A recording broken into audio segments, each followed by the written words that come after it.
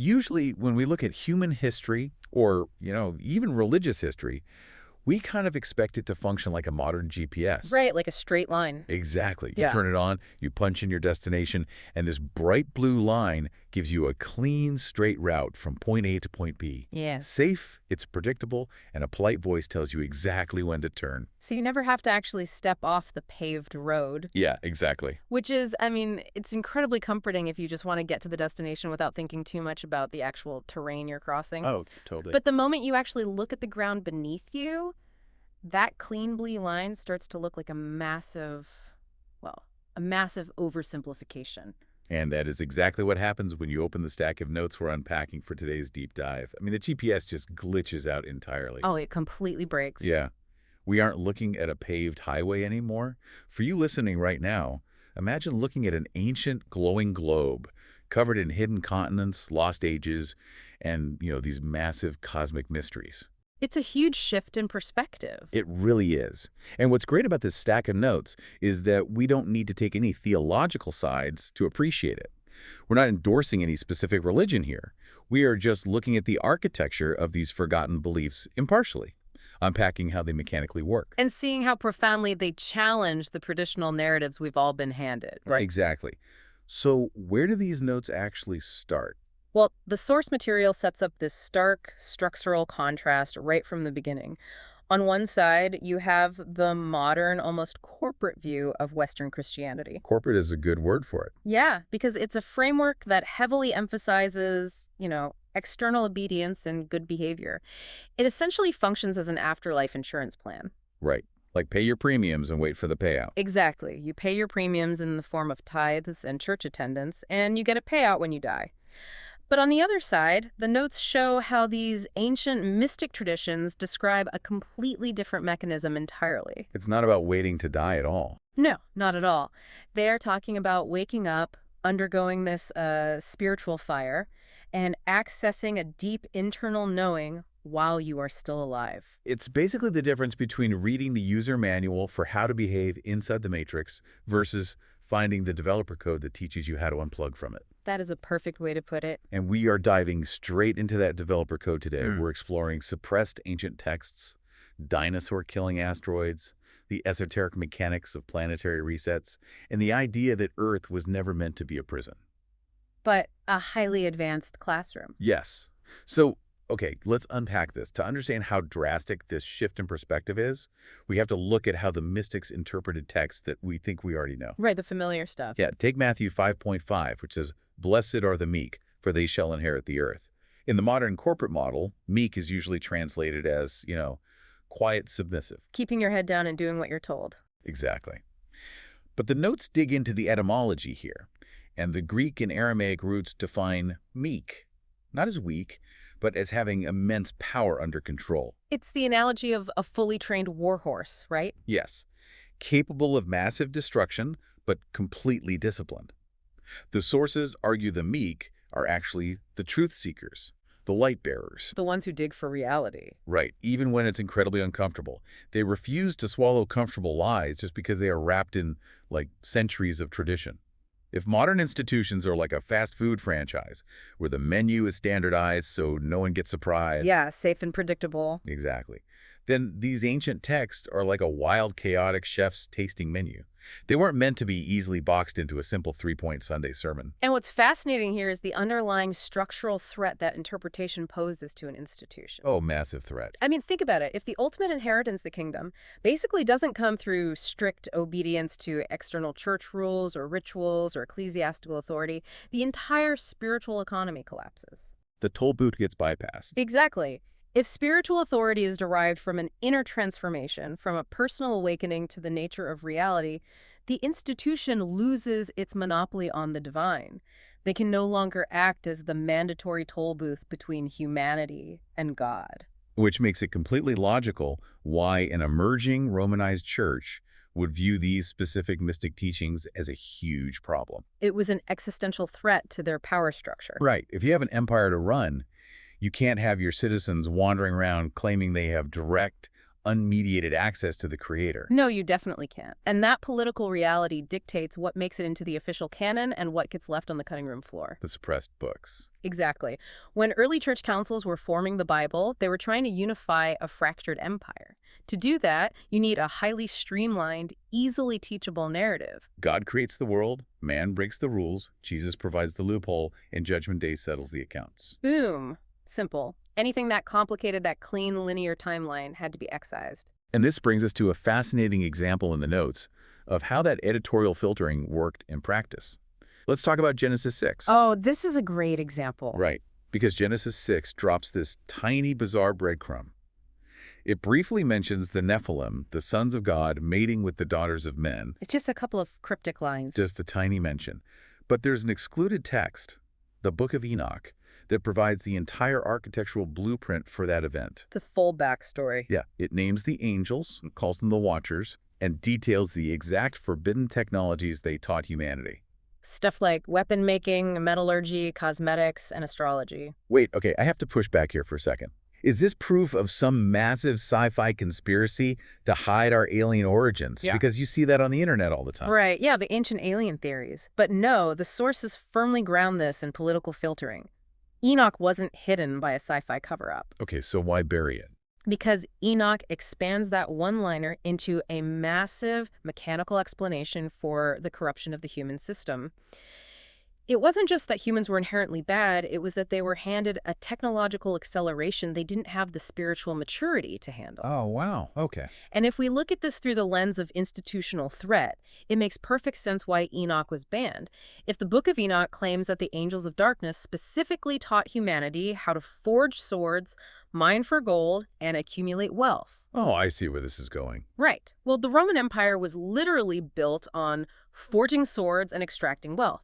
The empire was utilizing what the text defined as demonic technology. You can't canonize a book that accidentally calls your entire military-industrial complex evil. Exactly. That is the exact mechanism of censorship at play. The text was politically subversive. And it wasn't just Enoch, by the way. There were others. Oh, absolutely. Look at the Gospel of Thomas. It explicitly taught that the kingdom of God is a state of internal consciousness already inside you, not a physical place you go after you die. Or the Gospel of Mary, right? Yeah, which explored deep symbolic visions, the divine feminine, and the ascent of the soul through multiple heavens. These texts were complex. They required deep contemplation and personal initiation. And you can't build a massive, easily managed tax-paying empire on mysticism and personal initiation. No, you need clear binary rules. So the wilder, more ancient understandings of consciousness and cosmology were slapped with the label of heresy and quietly buried. Yep. And to truly grasp the magnitude of what was considered too complex for the masses, we have to look at one of the most powerful apocalyptic books mentioned in your sources. Oh, 2 Esdras. Exactly. Also known as 4 Ezra. Revered by mystics, but completely absent from modern Bibles. Okay, let's set the scene for this one because the context is heavy. It's roughly 100 years after the destruction of the Second Temple in Jerusalem, right around 70 AD. A deeply traumatic time. Truly, the cultural and spiritual center of the world has been burned to the ground. Ezra the scribe is devastated. He's grieving, asking the ultimate human question. Why do the wicked thrive? Why does the divine permit so much suffering? Right. And he is answered by the archangel Uriel. But Uriel doesn't give him a comforting pat on the back. Not at all. Uriel essentially tells him that trying to understand the mechanical scope of God with a human brain is like trying to measure the stars with a bucket. I love that imagery. Measure the stars with a bucket. It's brilliant.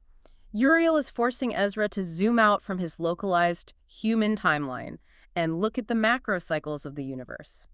He takes Ezra on a journey of cosmic downloads, revealing a vision of a hidden library. The 94 books. Yes. Ezra is told that 94 books have been written.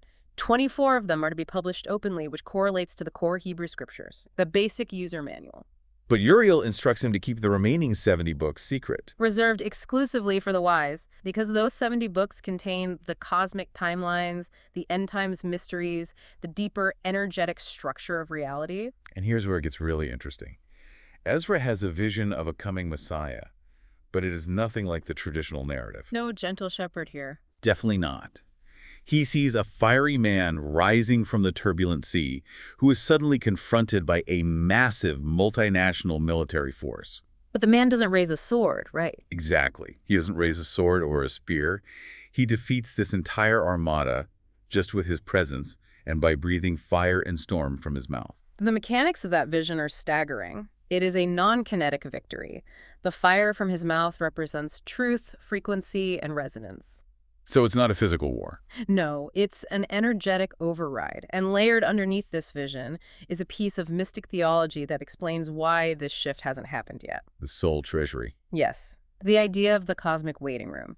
Ezra asks Uriel, if God is all-powerful, why not just create everyone at once, judge the world, and be done with it? Right. Why drag out the suffering? Uriel explains that the physical realm is a closed-loop system. There is a fixed, mathematically precise number of souls that have been created, and they are stored in a celestial treasury. And they are waiting to be born. Exactly. The age we are currently experiencing can only end when that specific number of souls has cycled through the physical plane.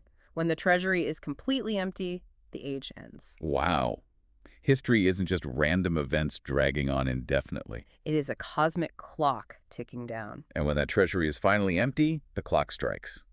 Ezra asks what will mark the actual transition from this current age to the next, and Uriel gives this cryptic prophecy. Esau is the end of the world, and Jacob is the beginning of it that followeth. Okay, so decode that for us. What does that mean mechanically? Well, structurally, Esau and Jacob were brothers, but esoterically, they represent massive competing operating systems. Okay, I'm with you. Esau represents the bloodline of force, extraction, physical dominance, and empire. Jacob represents the inward, the mystic, the truth seekers, the light bearers. So the prophecy is saying, It's stating that the system built on extraction, the Esau paradigm, will reach its absolute limit and collapse. And the system built on inner resonance, the Jacob paradigm, will boot up to inherit the new earth. which circles perfectly back to the meek inheriting the earth. It's a total system replacement. That is wild. And Uriel tells Ezra this isn't the first time this has happened, right? That the earth has been judged and completely destroyed before. Yes, time isn't a straight line. It's cyclical. Which brings us to a mind-bending concept in the notes. Literal, physical resets of Earth. Like the asteroid that wiped out the dinosaurs. The Chicxulub impact. Right, it was, what, 6 to 10 miles wide? And it hit at the exact angle needed to wipe out 75% of life. The notes suggest this might have been a targeted reset. Like wiping a corrupted hard drive. Exactly. Wiping the hard drive to install a new operating system, making room for mammals and humans. You can't install a highly advanced mammalian operating system while giant reptiles are dominating the CPU. The board had to be cleared. The environment had to be radically altered to support a different kind of biological vessel. A vessel capable of holding a higher consciousness. Exactly. Which brings us to a fascinating concept in these esoteric texts. Pre-Adamic humans. Okay, so the idea that Adam and Eve might not have been the first hominids. Right. If you read the Genesis text purely mechanically, it doesn't describe the creation of the first biological humans. It describes the creation of the first divine hybrids. Divine hybrids. Yeah, vessels with an awakened soul spark breathed into a biological form that had likely already evolved on the planet.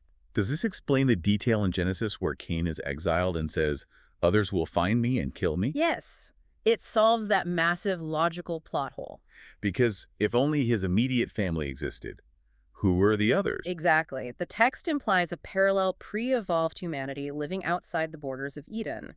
They lacked the divine awareness of the Adam line. Cain is terrified because he is being cast out into this hyper-predatory biological world. So the reset was an ongoing process of preparing the hardware for an upgrading consciousness. And what's amazing is that this idea that humans arrived late to a cyclical world isn't unique to fringe Hebrew texts. Not at all. It has massive global resonance. The notes dive into pan-indigenous parallels that are just staggering. They really are. Like the Native American concept of Turtle Island. The idea that humans are the absolute last to arrive, and we are dependent on the animals, who are viewed as elder nations. We're just guests. Right. And the Hopi belief in multiple previous worlds that ended due to imbalance. In these traditions, humans are guests being tested on their stewardship, not the owners of the planet. You see similar themes everywhere. The Hindi concept of the Yugas, the Maya, Norse mythology, the Dogon cultures. All of them agree humans are not the center of the universe. No, and it completely flips the modern Western religious narrative. The traditional view is that Earth is a place of exile or a punishment for Adam and Eve's sin. But the mystic and ancient view flips this completely. Earth isn't a prison, it is a training ground. So what does this all mean for you, the listener? Why should you care about any of this? Because it synthesizes the core message of these texts. Pain and loss are teachers, not tortures. We incarnated into this density to master duality, choice, and love. We needed the friction.